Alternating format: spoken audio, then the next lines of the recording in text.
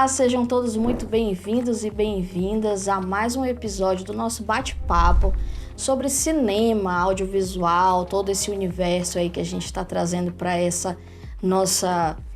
nesse nosso debate.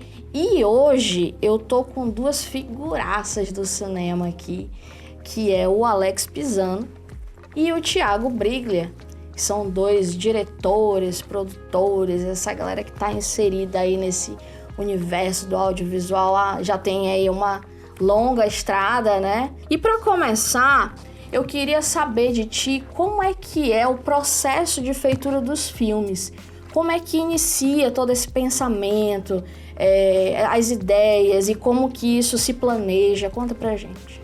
Bom, eu acho que antes de tudo parte de uma ideia, né? Mas para essa ideia ela ser semeada, ela precisa de umas referências.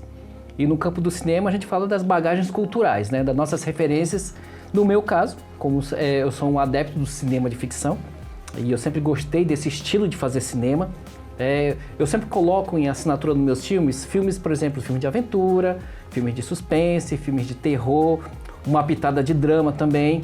Ou seja, dentro dessa salada, né, e eu faço os meus filmes fazendo também uma homenagem, uma referência a cada um desses estilos que me moldaram, né, desde a minha infância. Então, acho que a partir daí nasce essa ideia, né? Porque quando eu crio cada história para porque nem sempre sou eu que faço o roteiro também dos meus trabalhos. Né? Também, às vezes, eu trabalho com roteiristas, mas na maior parte do tempo sou eu mesmo que crio os argumentos e o roteiro. E essas ideias nascem, por exemplo, de uma necessidade de contar uma história que já é uma história que já está aqui dentro e precisa ser colocada para fora, ou é algum acontecimento que me estimule a contar aquela determinada história. Vou citar como exemplo, por exemplo, o Parasita, que trata de questões científicas, questões de suspense também dentro da sua trama e também questões regionais.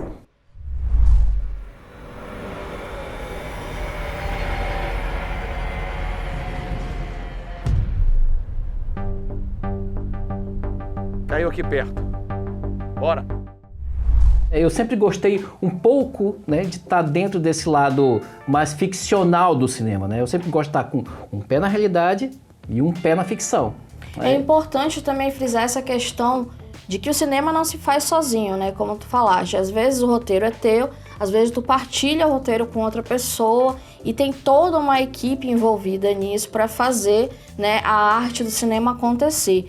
Então, puxando o gancho dessa tua fala, eu queria saber de ti as tuas principais referências no cinema e como é que essas referências elas se moldam na tua arte no dia a dia. Eu trabalhei numa videolocadora, né? Mas antes de trabalhar numa videolocadora, eu tive uma infância financeiramente limitada, difícil. Eu não ia para o cinema porque era uma outra realidade para mim, mas eu tinha acesso aos filmes que a TV me moldava, né? Que eram os filmes da TV aberta.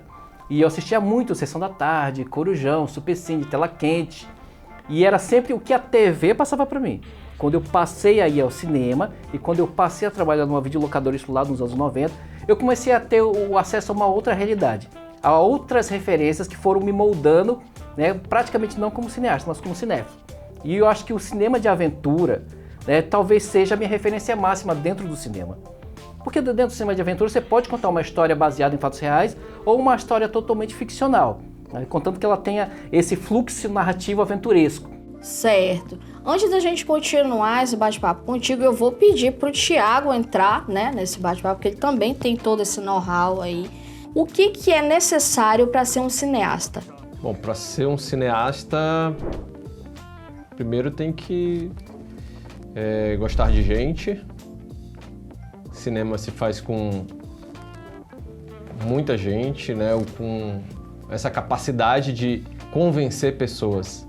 Então, isso é um ponto-chave aliado a uma necessidade que cada um deve ter de querer contar histórias, né? Então, eu particularmente começo a produzir filmes nesse meu ímpeto de contar histórias que têm conexão com a nossa realidade social. Eu sou formado em jornalismo, né? Eu venho de uma lida com os fatos. E a partir do momento que eu passei a produzir documentários que tinham um cunho social, um cunho cultural, eu fui percebendo que o meu trabalho ali nessa linha do documentário estava mais próximo da linguagem do cinema do que propriamente dito do jornalismo. Então eu não sou um cineasta de berço, sabe, que cresceu com um sonho de ser cineasta, enfim, de produzir filmes, né? Então é uma necessidade que eu tinha de contar histórias, né, que começou através da formação em jornalismo. De repente, eu estava produzindo outros documentários com uma linguagem híbrida, misturando elementos da ficção e do documentário, e foi quando eu realmente descobri que o documentário é uma linguagem do cinema, né? A gente tem muito essa ideia do histórico, daquele documentário clássico, né, de entrevistas, que hoje está mais para videoreportagem do que propriamente para o documentário, que ficou muito conhecido na própria rede, né, aberta de televisão. A gente tem um Globo Repórter, né, e essas coisas com esse formato de reportagem que parece documentário. Apesar de que um dos grandes ícones que são referência para mim, ele também surge do jornalismo, né, que é o Eduardo Coutinho, um grande cineasta do documentário que tem uma capacidade ímpar, né, de lidar com os personagens e que traz a potência, a força da narrativa, né, a força das falas das pessoas, e que tem um filme, né, que começa dentro de uma grande reportagem pro Globo Repórter, que é o Cabra Marcado para Morrer, né, que é um filme que ele inicia e vai terminar mais de 20 anos depois, conectando, e que é uma grande referência do cinema nacional, né? Filmaço. É um filmaço, né? Então é uma referência que vem do jornalismo, né, e que também com esse ímpeto de contar a história. Então, sem dúvida, é um elemento chave para quem, né, quer ser um cineasta. E olha que eu, particularmente, demorei a aceitar esse título, essa ideia de cineasta, sabe? Se você tu demorou a te mim, ver como um cineasta? eu me vejo como um realizador audiovisual que gosta de contar histórias e, naturalmente, isso está no meio artístico, né? Bom, eu complemento aqui a fala do Thiago. Eu acho que, antes de tudo, para a pessoa querer ser um cineasta, um diretor de cinema, tem antes de tudo querer contar uma história, né? Tem que partir daí. E necessariamente ela não precisa ser formada em cinema, necessariamente a pessoa não precisa ser um aprofundador do conhecimento cinematográfico, basta ela querer. Eu acho que hoje em dia, principalmente com o advento da tecnologia digital, ela está dando esse acesso para quem quiser fazer seus filmes, contar suas histórias, sejam elas documentais ou não. Ou seja, o campo é aberto para todos entrarem. Eu mesmo não sou formado em cinema. Eu sou formado em assistir filmes, por exemplo. Eu já sou um cinéfilo, até pegando um pouco do gancho da fala do Thiago, eu não me vejo muito como cineasta. Eu me vejo só um cara que gosta muito de filme e que faz filme. O audiovisual, acho que de todas as artes, é a que está mais perto da gente desde berço, e até porque ela engloba todas as artes. É nesse momento que a gente está vivendo aí discussão, quem pode fazer filme com recursos das leis de incentivo, da lei Paulo Gustavo, da lei Aldir Blanc, todo mundo pode. Exato. Claro que, né, você tem que considerar que determinadas categorias e circunstâncias a experiência conta muito, o portfólio conta muito, né, para você se arvorar, por exemplo, para fazer um filme de longa-metragem ou, né, algum tipo de uma linguagem mais específica, mas é uma linguagem que é aberta para todo mundo. Foi bacana tu tocar nesse assunto, Thiago, pra gente falar um pouquinho sobre como é que vai funcionar esses editais aí. Vocês dois estão por dentro desse assunto. E aí eu gostaria que vocês explanassem mais sobre isso. Pegando o gancho dessa fala do Pisano sobre essa panela fechada, hoje a gente vê que isso pode ser bem mais abrangente com a vinda desses editais. Então eu gostaria que vocês pontuassem um pouco sobre esse assunto. Bom, eu acredito que a Lei Paulo Gustavo, ela está vindo para virar uma página cultural aqui para a gente. Ela vai vir, e é uma tacada única, a gente nunca teve isso antes, então eu acredito que vai ser a oportunidade de oportunizar a consolidação do audiovisual roraimense com as pessoas que já trabalham aqui há muito tempo, as pessoas que estão nessa batalha já há muitas décadas, mas também abrir portas a novos pontos de vista e a novos cineastas, né, que queiram entrar dentro desse campo audiovisual. E o edital, a gente espera que ele seja bem específico em relação a isso, abrir as portas para as pessoas que já têm mais tempo de estrada dentro desse segmento audiovisual, e para pessoas e entusiastas que querem também entrar dentro desse campo do audiovisual.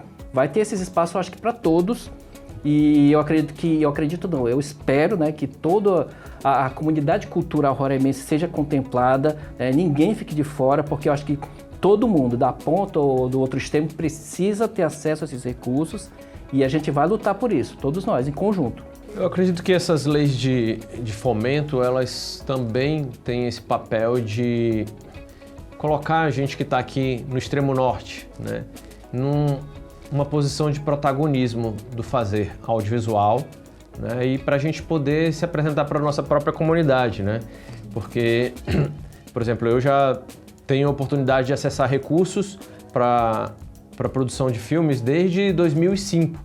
Meu primeiro filme quando eu saí da faculdade, foi um edital, né, do Doc TV, e eu já fiz um filme com recurso, e o filme rodou nas TVs Cultura, TV Brasil, né, TV Educativa, Sesc TV, e eu passei a rodar, fui para festivais, sabe, tive vivências únicas, né, e esse trabalho passou a ser reconhecido mais fora, né, do que dentro da cidade. Isso é muito comum nas artes em geral, né? Os artistas serem reconhecidos mais pelos de fora do que pelos local.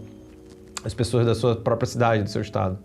E agora a gente tem a oportunidade de acessar o recurso, ver mais pessoas, né, podendo produzir filmes, né, produzir audiovisual, e de alguma forma todos os filmes que são produzidos, eles estão querendo contar algo que tenha conexão com a nossa forma de pensar, de agir, e sempre tem conexão de alguma forma com a nossa identidade, com a nossa cultura, com a nossa história.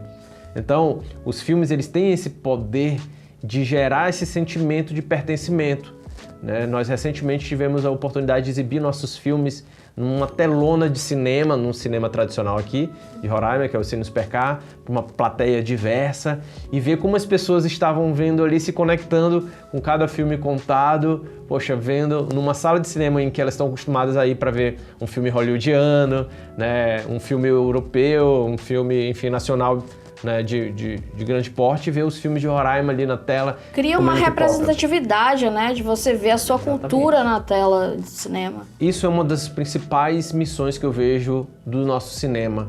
A gente é uma sociedade plural, né, que historicamente não reconhece o valor, por exemplo, da matriz indígena em Roraima, né? A gente tem gente vindo de vários estados e muita gente que querendo dizer qual é o tom que deve ser dado da cultura e da economia, da política. Eu acho que a gente que trabalha com cinema, com audiovisual, a gente tem uma missão muito importante, porque a gente sabe da força política, cultural, social que tem uma narrativa audiovisual.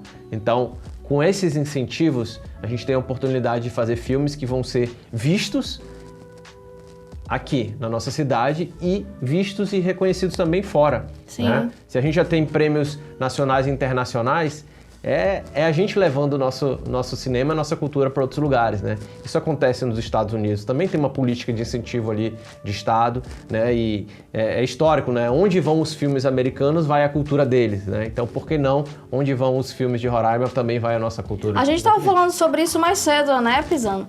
Sobre ser essa a nossa vez de mostrar a nossa cultura e não deixar que ninguém fale por nós. E nós mesmos, né, mostrarmos a que viemos. Leis como essa, que Paulo Gustavo está aí para desburocratizar, né, esse acesso a esses recursos, né, para fazer cinema, porque então era difícil até para mim, a maior parte dos meus trabalhos audiovisuais foram feitos sem recursos, na unha mesmo, na guerrilha, ali, querendo realizar, e eu acho que essa oportunidade, que é a Lei Paulo Gustavo, Lei Aldir Blanc, que são leis emergenciais, estão vindo para ajudar a contar nossas histórias, e eu acho que o momento é esse. Né? A gente, e conforme o Thiago falou, a gente tem essa sensação de pertencimento da nossa região amazônica como um todo. Roraima está aqui, a gente está numa tríplice fronteira que precisa ser explorada cinematograficamente. Chegou a nossa vez, né? Chegou a nossa vez de contar nossas histórias do nosso ponto de vista, da forma que tem que ser feita. Olha, eu tô gostando muito do bate-papo, mas agora a gente já vai estar aí caminhando para o encerramento. Mas antes de encerrar, eu gostaria de perguntar também uma pergunta que os dois podem responder. Uma pessoa que quer entrar nessa área, ela tá ali vendo tudo isso acontecer, vendo como o cinema nortista tá aí em ascensão, e ela tem esse desejo de fazer parte do cinema, seja em qualquer área dentro da equipe. O que vocês diriam para essa pessoa que tem essa inspiração? Quero ser um cineasta, quero ser um produtor audiovisual. O que é necessário? Bom, O próprio fazer artístico, ele envolve muito referências, né? O Alex citou aqui a questão das referências, né, da produção dele. Eu tenho minhas referências aí no cinema, né? Poderia estar citando aqui eu gosto muito dos Irmãos Dardenne, que são uns belgas que têm uma capacidade de contar dentro da ficção histórias muito realistas, né, de impacto social.